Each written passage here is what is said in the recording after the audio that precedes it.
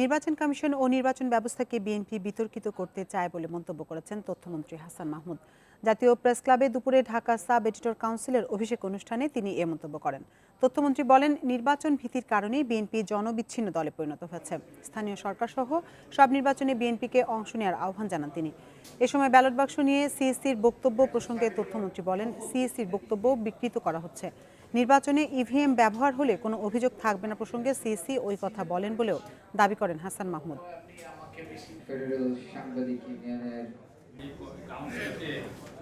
EVM ব্যবহৃত হলে পরে বিরোধী দলের বা আরও অনেকের যে প্রশ্নগুলো আছে, যে অভিযোগগুলো তোলেন, সেগুলো তোলার সুযোগ থাকবেন না।